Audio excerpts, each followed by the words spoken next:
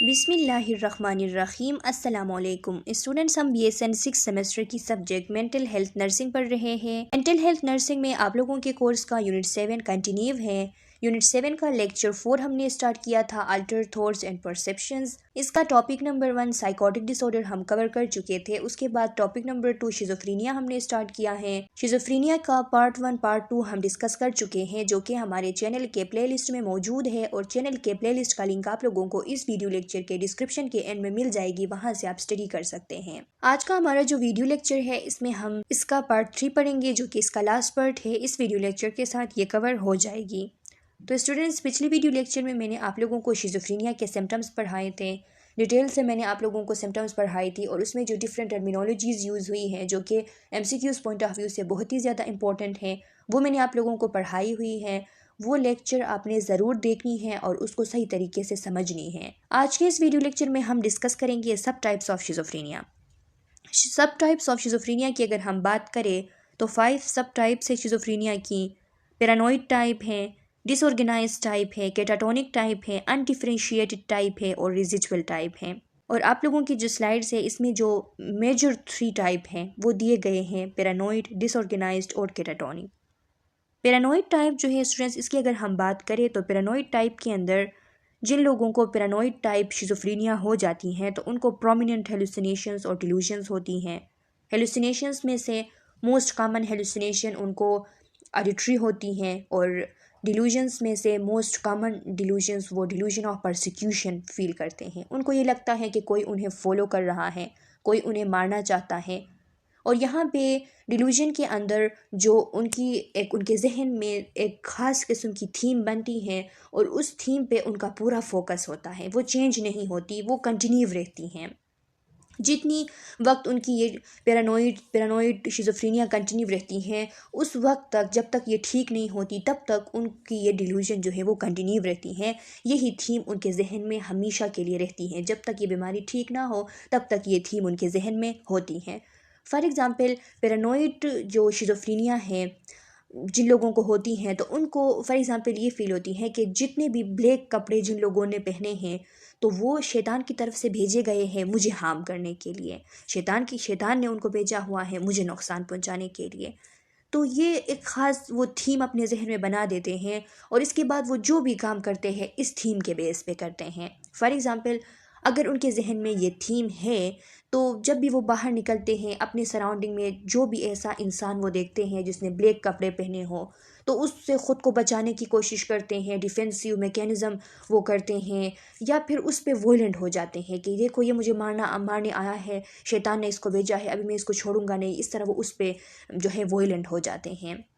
उनका सारा फोकस फिर इस चीज़ पे होता है। अगर हम डिसऑर्गेनाइज टाइप की बात करें, तो डिसऑर्गेनाइज टाइप के अंदर ये जो लोग होते हैं, तो ये इनके जो स्पीच होती हैं वो डिसऑर्गेनाइज भी होती हैं और अनइंटेलिजिबल होती हैं। मींस कि बंदा ये ऐसे बोलते हैं कि बंदा सामने वाले को, जो इसके इर्द गिर्द लोग होते हैं, तो उनको बिल्कुल समझ नहीं आती। इनकी जो अल्फाज होते हैं उनके मानी जो है बिल्कुल समझ नहीं आती। बेजार बिहेवियर इनका होता है, और फ्लैट इफ़ेक्ट कॉमन होती हैं। बेजार बिहेवियर मींस के ये लोग ऐसे बिहेवियर शो करते हैं जो कि बहुत ज़्यादा अजीब होते हैं। बहुत ज़्यादा इनके बिहेवियर जो है वो अजीब होते हैं। डिफरेंट बिहेवियर ये ऐसे शो करते हैं कि इसके इर्द गिर्द के जो लोग होते हैं उनको बहुत ज़्यादा वो अजीब फील होती हैं। और फ्लैट इफ़ेक्ट का आप लोगों को पता है कि इनके जहन में जो इमोशंस होती हैं उनको ये बिल्कुल एक्सप्रेस नहीं कर पाते हैं। डिल्यूजन्स जो है वो भी होती हैं इसमें, लेकिन डिल्यूजन्स में से ऐसे डिल्यूजन्स होते हैं जिनकी कोई ख़ास थीम नहीं होती, पार्टिकुलर थीम नहीं होती। जिस तरह पैरानोइड के अंदर मैंने आप लोगों को बताई कि उसमें डिल्यूजन ऑफ परसिक्यूशन होती हैं। इन लोगों को लगता है कि कोई हमारे पीछे पड़ा हुआ है, कोई हमें फॉलो कर रहा है। इस तरह वो जो ब्लैक कपड़े पहने हुए लोग हैं उनके बारे में एक ख़ास थीम बनाते हैं और उसी को फॉलो करते हैं, और थ्रू आउट द डिजीज़ वही थीम इनकी कंटिन्यू रहती है। लेकिन यहाँ पे डिसऑर्गेनाइज्ड के अंदर ये नहीं होता। यहाँ पे डिफरेंट डिल्यूजन्स होती हैं इनको, लेकिन वो फ्रेगमेंटेड होती हैं। फ्रेगमेंटेड का मतलब ये है कि वो कंटिन्यू नहीं रहती, वो through out the disease continue नहीं रहती, चेंज होती हैं, कोई ख़ास एक थीम इनका नहीं होता। यहाँ पे अनयूजुअल मैनरिज्म इनकी होती हैं। अनयूजुअल मैनरिज्म मीन्स कि ये ऐसे मैनर्स शो करते हैं, ऐसे बिहेवियर्स शो करते हैं जो सोसाइटी के जो नॉर्मल नॉर्म्स होते हैं उनके बिल्कुल बरअक्स होते हैं। ये चीज़ों को इस तरह नहीं समझ पाते, जिनकी वजह से इन लोगों को बहुत ज़्यादा ईटिंग में प्रॉब्लम्स होती हैं, टॉयलेटिंग के डिफरेंट प्रॉब्लम्स होते हैं और पर्सनल हाइजीन के इसमें बहुत ज़्यादा प्रॉब्लम होती हैं। और ये इस तरह जब जब जब कोई भी काम करते हैं तो बिल्कुल सिली टाइप काम करते हैं। यानी इन लोगों के बिल्कुल अनयूजुअल बिहेवियर की अगर हम बात करें, अनयूजुअल मैनरिज्म की, तो ये एक बिल्कुल खाली कमरे में बैठे होते हैं, ख़ुद से बातें कर रहे होते हैं और चीख चीख के हंस रहे होते हैं, जैसे कि किसी ने इनको लतीफ़ा सुनाया हो, लेकिन सराउंडिंग में इस तरह कुछ भी नहीं होती, लेकिन ये इस तरह हंस रहे होते हैं। तो इसे कहते हैं अनयूजुअल मैनरिज्म। इसके अलावा अगर केटाटोनिक टाइप की हम बात करें तो केटाटोनिक टाइप शिज़ोफ्रेनिया के अंदर सीवियर उनके जो मोटर एक्टिविटी है और उनकी जो एनवायरनमेंट के लिए जो रिस्पॉन्सिवनेस है उसमें सीवियर डिक्रीज़ आ जाती हैं। मोटर एक्टिविटी उनका बहुत ज़्यादा ख़राब हो जाता है और इनकी जो रिस्पॉन्सिवनेस है एनवायरनमेंट के लिए उसमें बहुत ज़्यादा डिस्टर्बेंस आ जाती हैं। ये लोग जो होते हैं जिनको केटाटोनिक टाइप शिज़ोफ्रेनिया होता है तो वो म्यूट हो जाते हैं। म्यूट होने का मतलब है कि वो बात नहीं करते, उनसे जो भी कुछ पूछा जाए तो वो चुप ही रहते हैं, बात नहीं करते, और या फिर इस तरह करते हैं कि म्यूट रहते हैं कहीं मुद्दत तक, फिर एकदम से ये इसके इर्द गिर्द जो लोग बातें करते हैं उनको रिपीट करने लगते हैं, जिसे हम इकोलेलिया कहते हैं कि उनके बातों को ये रिपीट करते हैं। इसके अलावा बहुत ज़्यादा स्ट्रेंज इमोशंस ये शो करते हैं, जैसा कि अपने बाजू को उठाते हैं तो बाजू को उस जगह पे उठाए ही रखते हैं कहीं मुद्दत तक, हफ्तों तक भी ये उस बाजू को फिर नीचे नहीं लाते, उसी तरह उठाए रखते हैं, बाजू को हैंग करके ऊपर की तरफ इस तरह रखते हैं। या फिर इस तरह भी होता है कि एकदम से जो है वो रिजिड और फिक्स्ड पोस्चर शो करने लगते हैं, जिसको हम वेक्सी फ्लेक्सिबिलिटी का नाम भी दिया हुआ है। पिछली वीडियो लेक्चर में मैंने आप लोगों को समझाई थी कि ये वेक्सी फ्लेक्सिबिलिटी शो करते हैं कि जिसमें एक पोजीशन ये जब अटेंड कर लेते हैं, इनसे अगर एक जो प्रैक्टिशनर है उसने अगर कहा कोई एक पोजीशन अटेंड करने को, तो वो पोजीशन जब अटेंड करते हैं तो उसे फिक्स रखते हैं। फिर अगर इनसे कोई बंदा कोई प्रैक्टिशनर आके वो पोजीशन चेंज कर ले तो वो पोजीशन चेंज होती है, तब तक ये उसको चेंज नहीं करते, इस तरह रिजिड फिक्स पोस्चर देते हैं। या फिर किसी के जो एक्शंस होते हैं उनको रिपीट करने लगते हैं, एकदम खड़े होके इस तरह वो चलने लगते हैं जिस तरह सराउंडिंग में कोई बंदा जो है दूसरा चल रहा हो, तो बिल्कुल उसके एक्शन को कॉपी करने लगते हैं, जिसे हम एकोप्रेक्सिया कहते हैं। तो केटाटोनिक टाइप के अंदर ये सब कुछ होता है। और अनडिफरेंशिएटेड टाइप की अगर हम बात करें तो जो अनडिफरेंशिएटेड टाइप शिज़ोफ्रेनिया है तो इसमें नंबर ऑफ़ क्लासिकल सिम्टम्स होती हैं, डिल्यूजन्स भी होती हैं, हेलुसिनेशंस भी होती हैं, डिसऑर्गेनाइज्ड स्पीच भी होती है, स्ट्रेंज बिहेवियर भी होता है, ब्लंटेड इफेक्ट भी होती हैं। ये सिम्टम्स किसी और सब टाइप जैसे कि केटाटोनिक टाइप के अंदर या फिर पैरानोइड के अंदर या फिर डिसऑर्गेनाइज के अंदर फिक्स नहीं होती, इसीलिए इनको अलग एक टाइप के अंदर रखा गया है और इसको नाम दिया गया है अनडिफरेंशिएटेड टाइप शिज़ोफ्रेनिया। इसमें ये बंदा जो होता है इसके जो प्रोमिनेंट सिम्टम्स होते हैं, prominent symptoms different prominent symptoms होते हैं जो कि किसी और स्पेसिफिक टाइप में वो फिक्स नहीं होते। देखिए कि इसमें डिल्यूजन्स भी है, हेलुसिनेशंस भी है, डिसऑर्गेनाइज्ड स्पीच भी है, स्ट्रेंज बिहेवियर भी है, ब्लंटेड इफेक्ट भी है। तो तमाम के तमाम कुछ केटाटोनिक के हैं, कुछ पैरानोइड के हैं, कुछ डिसऑर्गेनाइज्ड टाइप के हैं। तो ये किसी और एक अलग में मतलब कि इनमें से किसी एक में फिक्स नहीं हो रहे थे, तो इस वजह से इसको अनडिफरेंशिएटेड टाइप का नाम दिया गया है। और जो लास्ट वन है तो ये रिजिजुअल टाइप है। रिजिजुअल टाइप में क्या होता है कि जो रिजिजुअल टाइप ऑफ शिज़ोफ्रेनिया है तो इस जिन लोगों को होती हैं तो वो लोग प्रोमिनेंट साइकोटिक सिम्टम्स जो है वो एक्सपीरियंस करते हैं, लेकिन इसमें ये होता है कि ये ऐसे लोग होते हैं जिनको अभी रिसेंटली शिज़ोफ्रेनिया नहीं होती, लेकिन इनकी शिज़ोफ्रेनिया इनके हिस्ट्री में होती है कि इनको एक दफ़ा शिज़ोफ्रेनिया इनकी डायग्नोज हुई थी, प्रीवियस इनको शिज़ोफ्रेनिया डायग्नोज हुई थी और अभी ये ठीक है, अभी इनको शिज़ोफ्रेनिया नहीं है, लेकिन ज़िंदगी में आगे जाके ये इस तरह के अनयूजुअल बिहेवियर, ब्लंटेड इफेक्ट या अनरियलिस्टिक थिंकिंग या सोशल विड्रावल इनको एक्सपीरियंस हो सकती हैं। तो ये जो कंडीशन होती है इसको रिजिजुअल टाइप में रखा गया है। दोबारा मैं आप लोगों को बताती हूँ कि जो मेन जो फ़र्क है इनमें, तो ये आपने याद रखने हैं, क्योंकि आप लोगों को कंसेप्ट क्लियर हो जाएगी तो फिर एमसीक्यूज़ में अगर आप लोगों से पूछा जाए तो आप लोग आसानी से आंसर कर सकते हो। जो पैरानॉइड टाइप है, तो पैरानॉइड टाइप में हेलुसिनेशंस भी होती हैं, डिलूजन्स भी होती हैं, लेकिन हेलुसिनेशंस में अगर पूछा जाए तो ऑडिटरी हेलुसिनेशंस मोस्ट कॉमन होती हैं, और डिलूजन में अगर पूछा जाए तो डिलूजन ऑफ परसिक्यूशन, कि इनको लगता है कि कोई हमें हार्म करने वाले हैं, कोई हमारा पीछा कर रहा है, कोई हमें फॉलो कर रहा है। इस तरह भी आप लोगों से पूछी जा सकती है कि डिलूजन ऑफ फॉलोड, तो डिलूजन ऑफ फॉलोड भी कहते हैं डिलूजन ऑफ परसिक्यूशन को।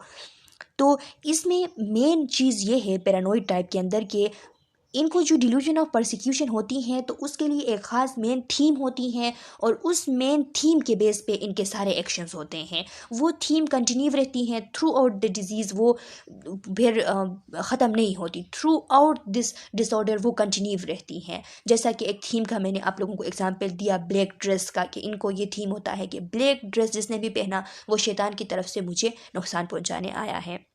डिसऑर्गेनाइज्ड टाइप की अगर हम बात करें तो इसको डिसऑर्गेनाइज कहा ही इसलिए गया है कि इसमें कोई ख़ास थीम नहीं होती, डिफरेंट डिलूजन्स होते हैं, डिफरेंट हेलुसिनेशंस होते हैं, कोई ख़ास थीम इसमें नहीं होती। डिलूजन्स जो है वो चेंज होते रहते हैं, फ्रेगमेंटेड है, throughout the disorder delusions change होते रहते हैं, और इसमें बेजार बिहेवियर होता है, और मेनली अनइंटेलिजिबल स्पीच होती है कि बंदा जो है उसे समझ नहीं पाता, इस किस्म की बातें होती हैं, और फ्लैट इफेक्ट इसमें कॉमन है, और इनकी अनयूजुअल मैनरिज्म होती है। अनयूजुअल मैनरिज्म की वजह से इनको ईटिंग में, टॉयलेटिंग में और पर्सनल हाइजीन में बहुत ज़्यादा प्रॉब्लम्स होती हैं। इनके इनअप्रोप्रिएट वो इफ़ेक्ट होती है कि अकेले बैठे हैं और इस तरह हंस रहे हैं कि इन्वायरमेंट में कुछ ऐसा है ही नहीं, तो स्ट्रेंज बिहेवियर, अनयूजुअल मैनरिज्म, ये चीज़ें इसमें कॉमन हैं, इसीलिए इसको डिसऑर्गेनाइज्ड कहा जाता है। इसके अलावा केटाटोनिक की अगर बात करें तो केटाटोनिया टाइप ऑफ शिज़ोफ्रीनिया जो है, केटाटोनिक टाइप ऑफ शिज़ोफ्रीनिया, तो इसमें मेनली क्या होता है, वेक्सी फ्लेक्सिबिलिटी होती है, कि ये लोग जो पोजीशन अटेन कर लेते हैं उस पोजीशन को फिर चेंज नहीं करते, और उसकी वजह से इनको बहुत ज़्यादा प्रॉब्लम हो रही होती है। इनकी जो फिज़िकल नीड्स हैं वो उस पर इनको बहुत ज़्यादा प्रॉब्लम हो रही होती है। इसके अलावा ये बिल्कुल जो है अपने इन्वायरमेंट में जो कुछ हो रहा होता है उसको रिस्पॉन्स नहीं शो कर पाते हैं, रिस्पॉन्सिवनेस इनकी ज़ीरो होती है एनवायरनमेंट के लिए, म्यूट होते हैं, या किसी की बातों को रिपीट करने लगते हैं, या किसी के एक्शंस को रिपीट करने लगते हैं। ये जो है फिक्स्ड पोस्चर जो है वो शो करने लगते हैं, रिजिड पोस्चर शो करने लगते हैं। और अनडिफ्रेंशिएटेड का ये है कि इसमें बहुत सारे सिम्टम्स हो रहे होते हैं, क्लासिकल सिम्टम्स में से डिलूजन्स भी, हेलुसिनेशंस भी, डिसऑर्गेनाइज्ड स्पीच भी, स्ट्रेंज बिहेवियर भी, ब्लंटेड इफेक्ट भी, तो इसीलिए ये दूसरे कैटेगरी में नहीं आते हैं, इसीलिए इनको अनडिफ्रेंशिएटेड टाइप का एक अलग कैटेगरी का नाम इनको दिया गया है।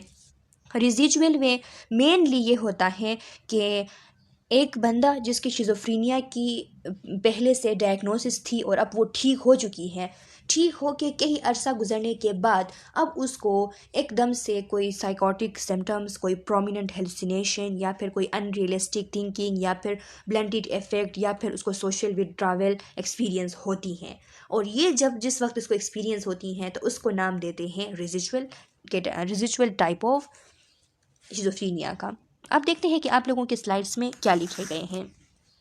फर्स्ट वन जो पैरानॉइड टाइप है उसके बारे में लिखा है, any intense and strongly defended irrational suspicion. अब देखिए स्टूडेंट्स के क्या होता है, इंटेंस बहुत ज़्यादा शिद्दत से, बहुत ज़्यादा स्ट्रोंगली ये डिफेंड करते हैं एक ख़ास किस्म के इरेशनल किसी सस्पिशन को, इनको कोई इरेशनल शक होती हैं और उस शक के बेस पे ये ख़ुद को डिफेंड करते हैं और बहुत ज़्यादा स्ट्रोंगली और इंटेंसली ख़ुद को डिफेंड करते हैं।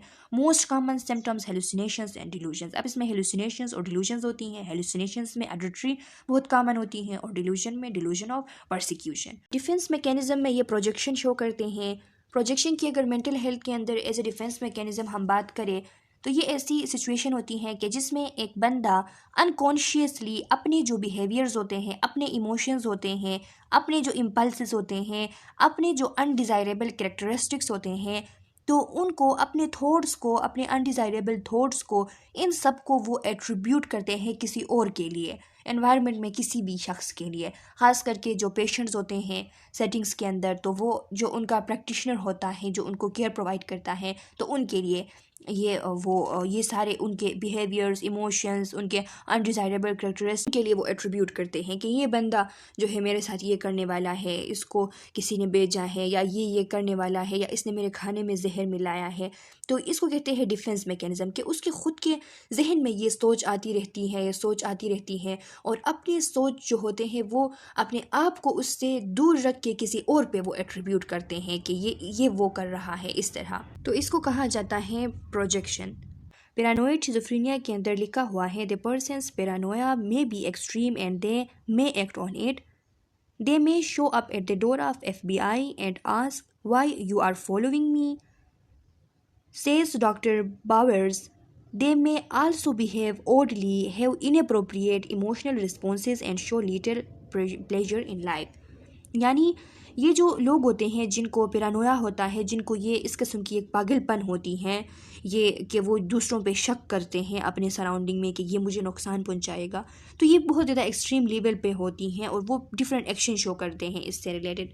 वो इस तरह भी कर सकते हैं कि जाके जो FBI वाले होते हैं, जो फेडरल ब्यूरो ऑफ इन्वेस्टिगेशन वाले जो होते हैं, उनके दरवाजे तक वो जा सकते हैं कि क्यों आप लोग मेरा पीछा कर रहे हो।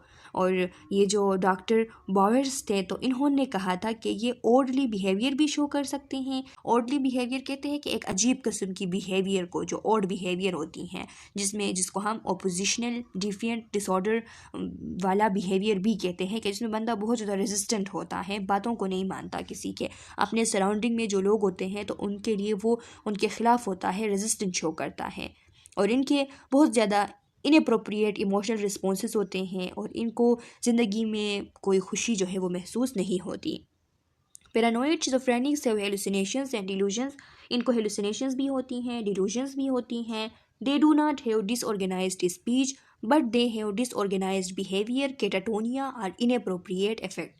देखिए, आप लोगों से आप MCQs में ये पूछी जा सकती हैं कि in which type of schizophrenics there is no disorganised speech. तो आप लोगों को पता हो कि ये पैरानोइड टाइप है, कि इसके अंदर जो उनकी स्पीच होती हैं वो ठीक होती हैं, डिसऑर्गेनाइज्ड नहीं होती, लेकिन उनको हेलुसिनेशंस होते हैं मोस्ट कॉमनली ऑडिटरी, उनको डिल्यूजन्स होते हैं most commonly delusion of persecution, और उनको डिसऑर्गेनाइज्ड बिहेवियर उनकी होती हैं। कैटाटोनिया भी उनको हो सकती हैं। पैरानोइड के अंदर भी उनको कैटाटोनिया के जो सिम्टम्स है कि एकदम से वो बिल्कुल कैटाटोनिया स्टुपिड में चला जाना या कैटाटोनिक एक्साइटमेंट में चला जाना, वो इसके अंदर भी उनको हो सकती हैं। लेकिन फिर इसमें और कैटाटोनिया में फ़र्क आप लोग किस तरीके से करेंगे कि इसमें एक ख़ास जो है वो हेलुसिनेशन होगी, सॉरी डिल्यूजन्स होगी, और डिल्यूजन ऑफ परसिक्यूशन होगी कि इनको इर्द गिर्द के लोगों पे शक होगा कि मुझे नुकसान पहुंचाएंगे, और एक ख़ास थीम इनका होगा डिल्यूजन के अंदर। तो इसको फिर इस तरीके से आप कैटाटोनिया से डिफ्रेंशिएट कर सकते हैं। Paranoid ideas can not be corrected bye experiences and can not be modified by fact और रियलिटी। और इनके जो पैरानोइड आइडियाज़ होते हैं, तो इनको ना तो एक्सपीरियंसेस के थ्रू ये करेक्ट करते हैं, ना फिर उनमें कोई रियलिटी या फैक्ट्स की बातें करके, एविडेंस शो करके उसमें हम कोई चेंजेस कर सकते हैं। वो चेंज नहीं होती, वो फिक्स्ड फॉल्स बिलीव्स इनके होते हैं। Projection is the most common defence mechanism used by the people who are paranoid. तो ये आपने याद रखनी है। इसमें भी आपसे इस तरह की क्वेश्चन पूछी जा सकती है कि प्रोजेक्शन जो है वो कौन से टाइप ऑफ शिज़ोफ्रेनिया वाले ज़्यादातर यूज़ करते हैं एज ए डिफेंस मैकेनिज्म, या फिर इस तरह पूछी जा सकती है कि पैरानोइड जो शिज़ोफ्रेनिक्स होते हैं तो वो एज ए डिफेंस मैकेनिज्म कौन सा मैकेनिज्म वो यूज़ करते हैं। तो प्रोजेक्शन का आप लोग याद रखें। For example, when paranoid individuals feel self-critical, they experience others as being harshly critical toward them. अगर उनको ये फील हो रही है कि वो ख़ुद के लिए अच्छा फीलिंग नहीं कर रहे हैं, सेल्फ़ क्रिटिकल हैं। सेल्फ़ क्रिटिकल होने का मतलब ये है कि वो ख़ुद पे शक कर रहे हैं, ख़ुद पे वो क्रिटिसिज्म कर रहे हैं, तो उनको लगता है कि दूसरे लोग भी उनको क्रिटिसाइज़ कर रहे हैं, उनको बहुत ज़्यादा वो उन पे क्रिटिकल है, क्रिटिकली उनके साथ बिहेव कर रहे हैं। When they feel angry they experience other as being unjustly angry at them. जब उनको गुस्सा आता है तो उनको लगता है कि मेरे इर्द गिर्द जितने भी लोग हैं ये भी मुझ पे गुस्सा कर रहे हैं, इनको मुझ पे गुस्सा आ रहा है। Paranoid symptoms can be secondary to physical illness, organic brain disease और ड्रग इंटॉक्सिकेशन। देखें, ये बात आपने याद रखनी है, इंपॉर्टेंट पॉइंट है कि किसी फिजिकल इलनेस की वजह से भी पैरानोइड सिम्टम्स हो सकते हैं, ऑर्गेनिक ब्रेन डिजीज़ की वजह से भी और ड्रग इंटॉक्सिकेशन की वजह से। ऑर्गेनिक ब्रेन डिजीज़ का मैंने आप लोगों को बताया है कि अगर इसकी फिजियोलॉजी या फिर इसकी एनाटॉमी में कोई चेंजेस आ जाए, एबनॉर्मल चेंजेस, और उसकी वजह से कोई सिम्टम्स हो तो उनको हम कहते हैं ऑर्गेनिक सिम्टम्स, या फिर कोई डिजीज़ हो तो उसको हम कहते हैं ऑर्गेनिक डिजीज़ और organic brain disease. People with paranoid schizophrenia usually have a later age of onset. इसकी onset later age में होती हैं 20s to 30s के अंदर।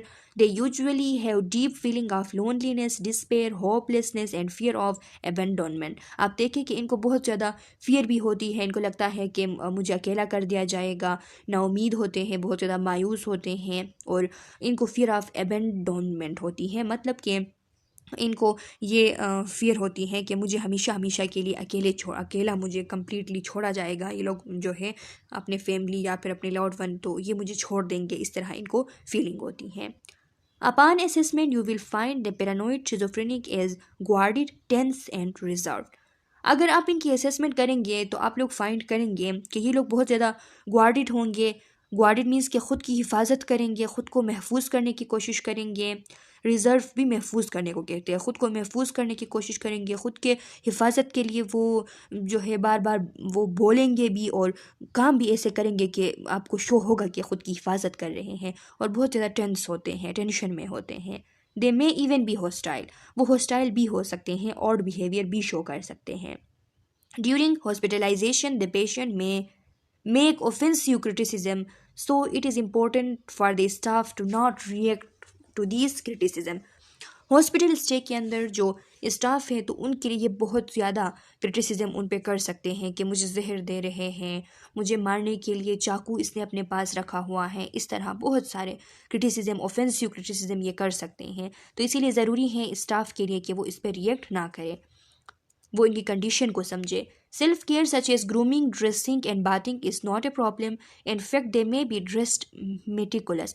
ये इनके लिए अब ये इनके हाइजीन के साथ कोई प्रॉब्लम नहीं होती, ये ग्रूमिंग भी करते हैं, ड्रेसिंग भी करते हैं, बाथिंग भी करते हैं, और काफ़ी एहतियाती तदाबीर के तौर पे ड्रेस पहनते हैं मेटिकुलसली। मेटिकुलस कहते हैं मोहतात रहने को, तो ये एहतियात करते हैं, ऐसे ड्रेस पहनते हैं। बाज़ लोग जिनको ये ख़तरा होता है, जिनके जहन में ये थीम होती है कि कोई मुझे चाकू से मारने वाला है, तो वो ऐसे कपड़े पहनते हैं हार्ड किस्म के कि जिससे चाकू जो है वो पास आउट ना हो सके, तो उनकी ये कोशिश होती है। न्यूट्रिशन में भी a problem because they have a common delusion that the food is poison. आप देखिए कि न्यूट्रिशन प्रॉब्लम होती है क्योंकि इनको एक कॉमन डिल्यूजन फूड से रिलेटेड होती है कि फ़ूड में जहर मिलाया गया है, तो इसीलिए ये खाना नहीं खाते, कोई भी खाना ये नहीं खाते, तो इससे इनको जो है न्यूट्रिशनल डिफिशेंसीज होते हैं, न्यूट्रिशन एक प्रॉब्लम बन जाती है। दूसरा टाइप है disorganise type, most regressed and socially impaired. ये मोस्ट रिग्रेस्ड टाइप है, ये बहुत ज़्यादा रिग्रेस्ड इसलिए है क्योंकि इसमें ये लोग जो होते हैं डिफरेंट इनके लॉस एसोसिएशन, इनअप्रोप्रिएट इफेक्ट, बेजार मैनरिज्म, ख़ास करके बेजार मैनरिज्म जो है इनकी वजह से सोशली ये इम्पेयर्ड होते हैं। तो इसीलिए आप लोगों से अगर एमसीक्यू से पूछा जाए कि most regressed and socially impaired type of schizophrenia, तो आप लोगों को याद हो कि ये डिसऑर्गेनाइज्ड टाइप है। इसमें इन लोगों को लूज एसोसिएशन भी होता है कि इन लोगों में ये एबिलिटी नहीं होती कि चीज़ों को, अगर चीज़ें चेंज हो तो उनको कनेक्ट करे, उनको ऑर्गेनाइज करे, बातों को कनेक्ट करे, ऑर्गेनाइज करे, तो ये एबिलिटी इनमें नहीं होती, यानी थॉट डिरेलमेंट होती है, जिसे हम लूज एसोसिएशन भी कहते हैं। इनअप्रोप्रिएट इफेक्ट होता है, खुशी का मौका है और ये रो रहे हैं, गम का मौका है और ये हंस रहे हैं। बेजार मैनरिज्म होती हैं, बेजार मैनरिज्म मीन्स के अनयूजुअल बिहेवियर्स इनके होते हैं जो कि सोशल नॉर्म्स जो होते हैं उनसे बिल्कुल डिविएटेड होते हैं। इनकोहेरेंट स्पीच इनकी होती हैं, ऐसे कम्युनिकेशन जिसमें क्लियरिटी नहीं होती है, लॉजिसिटी उसमें नहीं होती है, ऑर्गेनाइजेशन उसमें नहीं होती हैं, यानी लेक ऑफ कोहेरेंस का मतलब यह है कि इनके जो आइडियाज़ होते हैं तो उनको एक्सप्रेस करते हुए ये कोहेरेंट शो नहीं करते। एंड विड्रावन, और विड्रावन हो जाते हैं। विड्रावन का इसमें मतलब ये है कि ये सोसाइटी से जो है बिल्कुल अलग थलग खुद को रखते हैं। Disorganised schizophrenia is the most regressed and socially impaired of all the schizophrenic disorder. ये पॉइंट आपने याद रखनी है एमसीक्यूज़ के लिए। A person diagnosed with disorganised schizophrenia may have marked looseness of association, grossly inappropriate affect, bizarre mannerisms, incoherent speech and socially withdrawn. Delusions and hallucinations are present but are fragmented. देखें कि जो delusions और hallucinations होती है वो इसमें भी होती है लेकिन फ्रेगमेंटेड होती है। फ्रेगमेंटेड मीन्स कि कंटिन्यू नहीं रहती, उसमें लेक ऑफ कंटिन्यूटी होती है। जिस तरह पैरानोइड में वो कंटिन्यू रहती हैं, इस तरह यहाँ पे कंटिन्यू नहीं रहती। Onset early to middle teens and associated with poor pre-morbid functioning, a positive family history of psychopathological disorders and has a poor prognosis। अब देखें कि इसकी जो ऑनसेट है तो ये मिडिल टीन्स में होती हैं, टीन एज में, मिडिल टीन्स में, और ये इसमें जो प्री मॉर्बिड फंक्शनिंग होती है। प्री मॉर्बिड फंक्शनिंग कहते हैं कि एक इंडिविजुअल की जो लेवल ऑफ फंक्शनिंग है before the disease, before the onset of disease, तो उसका काफ़ी सारा इसमें किरदार होता है, क्योंकि ये ऐसे लोगों में होती हैं जिनको बीमारी से पहले भी उनके पर्सनैलिटी में कुछ प्रॉब्लम्स होते हैं, वो चीज़ों को सही तरीके से मैनेज नहीं कर पाए होते हैं। तो अक्सर जब क्लिनिकल में जाते हैं ये लोग, तो जो थेरापिस्ट होता है तो वो इन चीज़ों को चेक करता है, वो इनके प्रीवियस फंक्शनिंग के बारे में भी पूछते हैं। और इसके अलावा अगर फैमिली हिस्ट्री, किसी पॉजिटिव फैमिली हिस्ट्री से उसका ताल्लुक हो जिसमें साइकोपैथोलॉजिकल डिसऑर्डर्स पाए जाते हों, तो वो भी एक फैक्टर है इसको प्रिडिस्पोज करने में। और दूसरी बात ये कि इसकी पुअर प्रोग्नोसिस होती हैं डिसऑर्गेनाइज टाइप की, क्योंकि मोस्ट रिग्रेस्ड और सोशली इम्पेयर्ड फार्म ये होती हैं। और need help with communication and self care. Self care के लिए भी इनको हेल्प चाहिए होती है और कम्युनिकेशन के लिए भी हेल्प चाहिए होती हैं। कैटाटोनिक टाइप देख लें, catatonic schizophrenia, the person shuts down emotionally, mentally and physically, people appear to be paralyse. ये बंदा जो है ये इमोशनली भी, मेंटली भी और फिजिकली भी शट डाउन हो जाता है। शट डाउन मीन्स कि एकदम से इसके सारे जो रिस्पॉन्सिवनेस है वो रिड्यूस हो जाते हैं और ये बिल्कुल पैरालाइज्ड हमें एक जिंदा लाश की तरह जो है वो नज़र आती हैं। They have no facial expression and may stand still long period of time. There is no drive to eat, drink और यूरिनेट। देखिए कि इनके कोई फेशियल एक्सप्रेशंस शो नहीं होते और लॉन्ग पीरियड ऑफ टाइम के लिए खड़े रह जाते हैं, और ना तो उनको कुछ खाने की ख्वाहिश होती है, ना कुछ पीने की, और ना यूरिनेट करने की उनको ड्राइव होती है। When catatonia last for hours it become a medical emergency. अगर कैटाटोनिया कई घंटों तक जारी रही, एक जगह खड़ा हो के बंदा ना तो चल रहा है ना तो फेशियल एक्सप्रेशन शो कर रहा है, तो ये एक मेडिकल इमरजेंसी बन जाती हैं। Medical emergency in a sense कि इसको न्यूट्रिशन की ज़रूरत होती है, टॉयलेटिंग की, इन सब चीज़ों की, तो इसीलिए एक मेडिकल इमरजेंसी है। इसमें जो इसके फिजिकल नीड्स हैं अब उनको सही तरीके से मैनेज करनी है। Abnormal motor behaviour, physical needs are a priority. इसमें इसके जो मोटर बिहेवियर्स है वो एबनॉर्मल हो जाती हैं।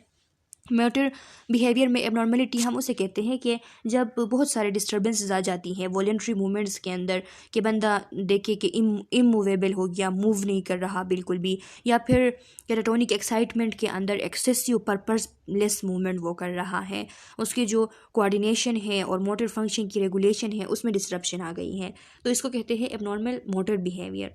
तो अगर इस तरह की उसमें आ जाते हैं, या फिर कैटाटोनिया जो है वो एक मेडिकल इमरजेंसी जब बन जाती है, तो उसमें जो फिजिकल नीड्स हैं वो प्रायोरिटी पे होने चाहिए। The essential feature of catatonia is abnormal motor behaviour. Two extreme motor behaviors are seen in patient with catatonia: extreme motor agitation and extreme psychomotor retardation। ये बात आपने याद रखनी है, MCQs में आपसे पूछी जा सकती हैं कि which are the two extreme motor behaviors are seen in patient with catatonia। तो extreme motor agitation के जिसे हम एक्साइटमेंट भी कहते हैं, कैटाटोनिक एक्साइटमेंट भी कहते हैं, कि एजाइटेशन में आ जाता है बंदा बहुत ज़्यादा, वॉयलेंटली वो बिहेव करता है। और एक्सट्रीम मोटर रिटार्डेशन के जिसमें म्यूटिज़म, बिल्कुल म्यूट हो जाता है, बोलता नहीं है, वर्बल कम्युनिकेशन की बिल्कुल लेक होती है, नहीं बोलता, कंप्लीट एब्सेंस ऑफ स्पीच हो जाती है, या फिर उसकी जो स्पोकन लैंग्वेज है उसमें रिडक्शन आ जाती है, इसको हम म्यूटिज़म कहते हैं। और इवन जो स्टुपर होता है कैटाटोनिक स्टुपर के, जिसमें रिस्पॉन्सिवनेस ख़त्म हो जाती है, कॉन्शियसनेस इम्पेयर हो जाती है, और एक्सटर्नल स्टिमुलाई के लिए बंदा रिस्पॉन्स नहीं करता, रिस्पॉन्सिव नहीं होता, इसको हम कैटाटोनिक स्टुपर कहते हैं। तो साइकोमोटर रिटार्डेशन के अंदर म्यूटिज़म और कैटाटोनिक स्टुपर होती है। Other behaviors include posturing, waxy flexibility, the ability to hold distorted postures for extensive period of time. For example, a person may raise their arm and keep it in position for hours। देखें, waxy flexibility भी इनको होती है, different postures ये show करते हैं, जैसा कि एक बंदा है कई घंटों तक अपना हाथ वो उठा के रखता है, the physician may ask the patient to raise their hand above their head. अगर फिजिशियन उनसे कहे कि अपने हाथ को उठाओ, अपने सर के ऊपर तक ले जाओ, तो वो ले जाते हैं और उस पोजीशन में उसको फिर वो पोजीशन वो चेंज नहीं करते, उसी पोजीशन में फिक्स रखते हैं। तो ये एक डायग्नोस्टिक साइन होती है। स्टीरियोटाइप बिहेवियर वो शो करते हैं। Stereotype behaviour in context of mental health हम कहते हैं जो रिपीटिटिव और जो पर्पसलेस गेस्चर्स होते हैं, तो उनको हम स्टीरियोटाइप बिहेवियर कहते हैं। एक्सट्रीम नेगेटिविज़म ये शो करते हैं, यानी ये इनको कोई भी जो है वो कोई इनको कमांड मिलती नहीं है, लेकिन ये जो है कहते हैं कि नहीं मैंने ऐसा नहीं करना है, अपने पोजीशन पे फिक्स रहते हैं, कहते हैं कि नहीं मुझे नहीं बैठना है, मुझे नहीं बैठना है बार बार। तो ये तो किसी ने इनसे कहा तो नहीं है ना, इनको इस तरह है वो मिलते हैं कमांड हेलुसिनेशन जिनकी ये खिलाफ वर्जी करते हैं, इसको कहते हैं एक्सट्रीम नेगेटिविज्म। और इकोलेलिया इनमें होती है कि mimicking or imitating the speech of others, और इकोप्रेक्सिया भी होती है mimicking or imitating the movement of others. The onset of catatonia is abrupt, इसकी ऑनसेट जो है वो एकदम होती हैं, एब्रप्टली होती हैं। And the prognosis is favourable, और इसकी प्रोग्नोसिस भी फेवरेबल है, ये फिर ठीक भी हो जाते हैं। Client in the withdrawn phase can be so withdrawn that they appear comatose। अब withdrawn phase कहते हैं ये वैक्सी फ्लेक्सिबिलिटी के अंदर जब जाते हैं, कई घंटों तक जब अपना एक ही पोजीशन ये रखते हैं और उसको फिर चेंज नहीं करते, तो इसको केराटोनिया के अंदर withdrawn phase कहा जाता है। तो उसमें ये हमें ऐसे नज़र आते हैं जैसे कि ये कोमा में चले गए हों। They can be mute and may remain so for hours, days, even weeks or months। वो बिल्कुल म्यूट हो जाते हैं, कुछ भी नहीं बोलते, इवन हावर्स तक, डेज तक, वीक्स तक, मंथ्स तक भी वो बिल्कुल कुछ भी नहीं बोलते, म्यूट हो जाते हैं। If they are not treated with antipsychotic medication, the patient may not seem like they are paying attention to the events going on around them, but do not let them that fool you। देखिए अगर इनको antipsychotic medications ना दिए गए तो ये महीनों तक भी म्यूट रह जाते हैं, म्यूट रहते हैं, ये बातें नहीं करते। और दूसरी बात ये कि ये पेशेंट्स जो होते हैं तो इनको देख के ये लगता है कि इसके अराउंड, इसके सराउंडिंग में जो कुछ हो रहा होता है तो इसको बिल्कुल भी इल्म नहीं है, वो बिल्कुल भी उसको वो चीज़ें नहीं पता है। लेकिन ये ऐसा नहीं होता, वो हमें जो है फूल बना रहे होते हैं। असल में they aware of the environment, वो बिल्कुल एनवायरनमेंट से बाखबर होते हैं। And may even remember events accurately at later date, और बाद में अगर वो ठीक हो जाए और आप उनसे इवेंट्स के बारे में पूछे उस दौरान जब वो केराटोनिया में थे, जब वो विड्रावन फेज में थे, तो वो सब कुछ बता देते हैं। When a patient is withdrawn physical needs are priority, अगर विड्रावन में चला गया, वैक्सी फ्लेक्सिबिलिटी में चला गया, तो जो फिजिकल नीड्स है वो प्रायोरिटी में है। The patient may need to be hand fed, हाथों से उसको खिलाना है या फिर ट्यूब फीड भी करना है, ताकि उसकी जो न्यूट्रिशनल स्टेटस है उसको एडिक्वेट रखा जाए। उसके जो दूसरे नीड्स हैं जैसे कि यूरिनरी और बावेल रिटेंशन है उसका देखा जाए, बाथिंग का, ग्रूमिंग का, रेंज ऑफ मोशन एक्सरसाइज का, ताकि उसके जो मसल्स एट्रोपी या कंट्रक्चर्स है वो ना हो। कंट्रक्चर्स कहते हैं जो इनवॉलंटरी कंट्रक्शंस होते हैं मसल के, जिनकी वजह से मसल्स बहुत ज़्यादा रिजिड हो जाते हैं और इमूवेबल हो जाते हैं, जो बॉडी के पार्ट्स से, लिम्स हो गए या दूसरे बॉडी पार्ट्स, तो इसको कहते हैं कंट्रक्चर्स। अनडिफ्रेंशिएटेड शिज़ोफ्रेनिया, देखिए अनडिफ्रेंशिएटेड का भी यहाँ पे जिक्र आ गया, जो कि शुरू में मैं आप लोगों को बता चुकी हूँ कि the person has various vague symptoms, different गैर वाज़ेह सिम्टम्स उसके होते हैं। दे मे नॉट टॉक और एक्सप्रेस देम सेल्फ मच, या तो वो बोलते नहीं हैं या ख़ुद को एक्सप्रेस नहीं करते। They can be confuse and paranoid, confuse भी होते हैं, पैरानोइड भी होते हैं। सेज डॉक्टर बावर्स ने कहा है कि the person may not bother to change cloth और टेक ए शॉवर, तो ये लोग जो है ये ज़्यादातर बॉथर कहते हैं डिफ़िकल्टी को, तो ये में भी इस तरह भी हो सकता है कि ये क्लॉथ भी पहनते हैं, शॉवर भी लेते हैं, कोई इसमें उनको कोई तकलीफ़ नहीं होती, में भी इस तरह भी हो सकता है। और कभी कभार इस तरह भी होता है कि शॉवर नहीं लेते हैं, बिहेवियर में उनके बड़े चेंजेस आ जाते हैं। तो इसीलिए यहाँ के जो सिम्टम्स है वो किसी और क्राइटेरिया के अंदर, किसी और टाइप के अंदर फिक्स नहीं हो रहे थे, तो इसीलिए इसको अनडिफ्रेंशिएटेड शिज़ोफ्रेनिया का नाम दिया गया है। अब जो शीज़ो इफ़ेक्टिव डिसऑर्डर हैं, तो शीज़ो इफ़ेक्टिव डिसऑर्डर को यहाँ पे लिखने का मतलब ये नहीं है कि ये टाइप है शिज़ोफ्रेनिया का। शीज़ो इफ़ेक्टिव डिसऑर्डर, मैंने आप लोगों को एंटीसाइकोटिक डिसऑर्डर जब मैं पढ़ा रही थी तो उसमें मैंने आप लोगों को बताया था कि जो शीज़ो इफ़ेक्टिव डिसऑर्डर हैं ये एक अलग एक साइकोटिक डिसऑर्डर है। जिस तरह शिज़ोफ्रीनिया है उसी तरह से शिज़ो अफेक्टिव डिसऑर्डर भी है, लेकिन ज़्यादातर शिज़ो अफेक्टिव डिसऑर्डर जिन लोगों को हो जाता है तो ये प्रोग्रेस करके शिज़ोफ्रीनिया में कन्वर्ट हो जाती हैं। इसी वजह से यहाँ पे ये लिखा गया है। लेकिन अगर आप टाइप की बात करें तो टाइप में आप यही टाइप्स बताएंगे कि पैरानोइड टाइप है, डिसऑर्गेनाइज टाइप है, कैटाटोनिक टाइप है, और इसके अलावा अनडिफरेंशिएटेड टाइप है और रेजिजुअल टाइप है।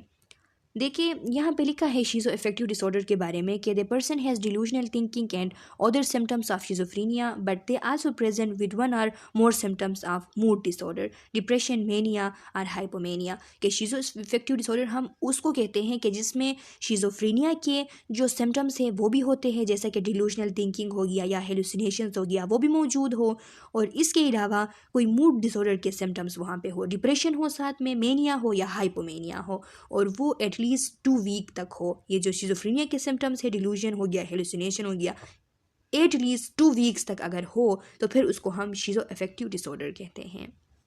अच्छा स्टूडेंट्स, तो इसके अलावा बात आ गई साइकोफार्माकोलॉजी की। साइकोफार्माकोलॉजी मींस के शिज़ोफ्रेनिया की जो ट्रीटमेंट है उसके बारे में आप लोगों को यहाँ पे बताया गया है कि किस तरीके से शिज़ोफ्रेनिया की ट्रीटमेंट की जाती है। तो ये इस तरह होता है कि टिपिकल जो ट्रेडिशनल एंटीसाइकोटिक्स है, टिपिकल एंटीसाइकोटिक्स को ट्रेडिशनल एंटीसाइकोटिक्स भी कहा जाता है, जो कि जो पॉजिटिव सिम्टम्स हैं उनको टारगेट करती है, ज़्यादातर उनको टारगेट करती हैं, और इनको ओल्डर ड्रग्स भी कहा जाता है। लेकिन जब हम ये ड्रग्स देते हैं तो उस टाइम हम ईपीएस जो है उनके लिए देखते हैं, वॉच करते हैं। ईपीएस कहते हैं एक्स्ट्रा पिरामिडल सिम्टम्स जो होते हैं, ये साइड इफ़ेक्ट्स होते हैं सर्टेन एंटीसाइकोटिक मेडिकेशन जो हम कॉमनली शिज़ोफ्रेनिया के लिए यूज़ करते हैं, तो उनके साथ कुछ एक्स्ट्रा पिरामिडल सिम्टम्स होते हैं उनके साइड इफ़ेक्ट के तौर पर, जैसा कि मसल स्टिफनेस होती हैं, ट्रिमर्स आते हैं, रेस्टलेसनेस होती हैं, इम्पेयर्ड इनवॉलेंट्री मूवमेंट होती हैं। तो इनको कहा जाता है एक्स्ट्रा पिरामिडल सिम्टम्स। ये ओल्डर ड्रग्स के साथ होती हैं, और ओल्डर ड्रग्स जब हम देंगे तो उसमें हम इस चीज़ों का ख्याल करेंगे और इनको मैनेज करेंगे ताकि पेशेंट को ज़्यादा तकलीफ़ ना हो। एटिपिकल जो एंटीसाइकोटिक्स हैं इनको नोवेल एंटीसाइकोटिक्स भी कहा जाता है, जो कि पॉजिटिव सिम्टम्स और नेगेटिव सिम्टम्स दोनों को डिमिनिश करती हैं, और अगर इन पे बंदा रिस्पॉन्स शो नहीं करता है इन मेडिकेशंस पे तो फिर उसके लिए ईसीटी जो है वो रिकमेंडेड है, इलेक्ट्रोकन्वल्सिव थेरेपी। अच्छा स्टूडेंट्स, तो यहाँ पे आप लोगों को कुछ ड्रग्स के नेम्स का भी पता होना ज़रूरी है कि जो शिज़ोफ्रेनिया होती है तो उसके लिए अब ड्रग चॉइस जो है तो उसका ये बात आप याद रखें कि ड्रग चॉइस किसी भी मेंटल डिसऑर्डर के लिए वो इस बेस पे होती हैं कि उनके जो इंडिविजुअल सिम्टम्स हैं उनको देखा जाता है, इसके अलावा जो उनकी मेडिकल हिस्ट्री है उसको देखा जाता है, और ड्रग के जो पोटेंशियल साइड इफ़ेक्ट्स हैं उनको देखा जाता है। लेकिन जो शिज़ोफ्रेनिया है तो इसके अंदर फर्स्ट जनरेशन एंटीसाइकोटिक्स जिनको हम टिपिकल एंटीसाइकोटिक्स कहते हैं, तो उनमें ख़ास करके हेलोपेराडोल जो है वो ज़्यादा यूज़ होती हैं, और क्लोरप्रोमेज़िन जो है वो ज़्यादा यूज़ होते हैं। सेकेंड जनरेशन जो एंटीसाइकोटिक्स है जिनको हम एटिपिकल एंटीसाइकोटिक या नोवेल एंटीसाइकोटिक्स इनको कहते हैं, तो इनमें ज़्यादातर रिस्पेरिडोन है, ओलेंजेपिन है, एरिपिप्राजोल है, और जिप्रेसिडोन है, और इसके अलावा क्लोजेपिन है। तो ये कॉमनली यूज़ किए जाते हैं। इनके नेम्स जो है वो भी आपने याद रखने हैं, में भी आप लोगों से एमसीक्यूज़ में पूछे जा सकते हैं। अच्छा स्टूडेंट्स, तो ये कंप्लीट हो चुका है शिज़ोफ्रेनिया का जो टॉपिक है, बहुत ही ज़्यादा इंपॉर्टेंट टॉपिक है। इसको आपने सही तरीके से कवर करनी है। जो भी आप लोगों का क्वेश्चन कन्फ्यूजन इससे रिलेटेड या साइकोटिक डिसऑर्डर से रिलेटेड है तो कमेंट सेक्शन में अपना क्वेश्चन डाल लें। मैं नेक्स्ट वीडियो लेक्चर में जब आप लोगों के लिए कोई दूसरे सब्जेक्ट्स के यूनिट्स अपलोड करूँगी जो कि आप लोग बहुत ज़्यादा डिमांड कर रहे हैं, तो उनमें मैं आप लोगों को इसका आंसर करूँगी या फिर एक शॉर्ट वीडियो के अंदर आंसर करूँगी। तब तक के लिए अल्लाह हाफ़िज़।